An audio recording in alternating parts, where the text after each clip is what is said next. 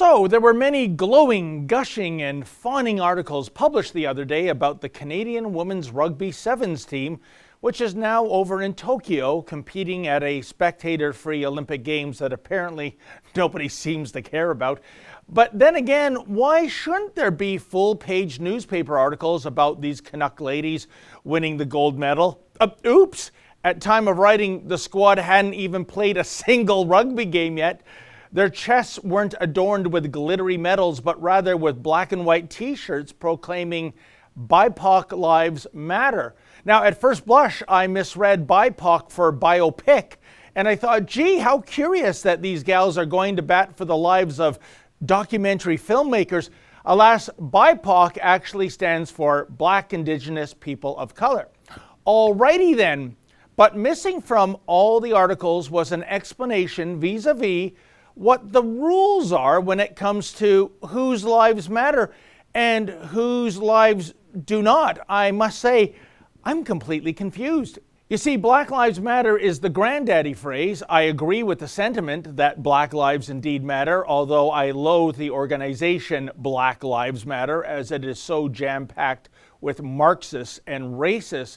Case in point, Usra Kogari, aka Usra Ali. She's one of the organizers of Black Lives Matter Toronto, and apparently Usra tweeted this mirthful message a while back, quote, "Please Allah, give me the strength not to kill these men and white folks out here today. Please, please, please," end quote.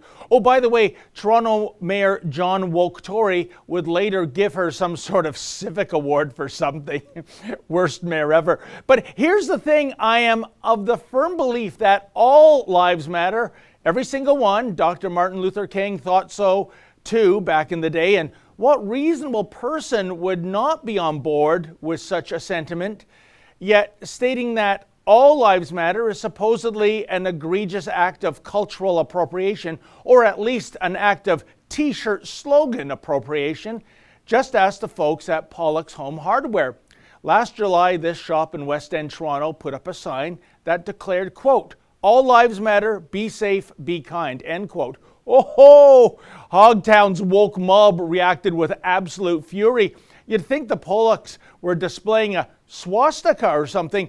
Indeed, check out some of the comments that were published in a blog TO post. Gasped one triggered social justice warrior, quote, "I actually can't believe I saw this. How has this not been addressed?" End quote.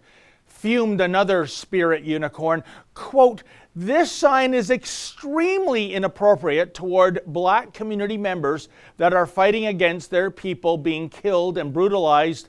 Or do you only care about your white customers?" End quote. Naturally, the sign very quickly came down before a mostly peaceful Antifa community outreach group dropped by to introduce the hardware store to an assortment of Molotov summer cocktails. But that was then and this is now, because apparently in 2021, you can MacGyver the Black Lives Matter slogan. The rugby gals are getting applauded for their tinkering, not condemned.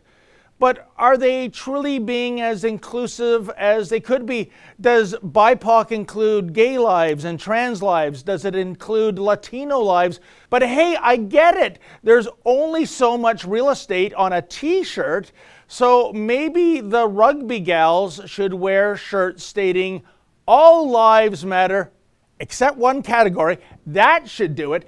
Or how about this? Enough with the virtue signaling.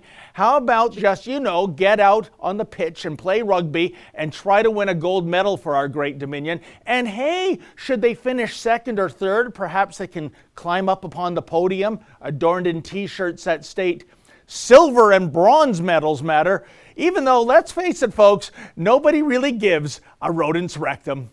For Rebel News, I'm David the Menzoid Menzies. Hey folks, we like to get out into the field as much as possible, even though the mainstream media is cutting back their coverage. But we need your support. Please go to rebelfieldreports.com, that's rebelfieldreports.com, and kindly make a donation so that we can continue to bring you the other side of the story.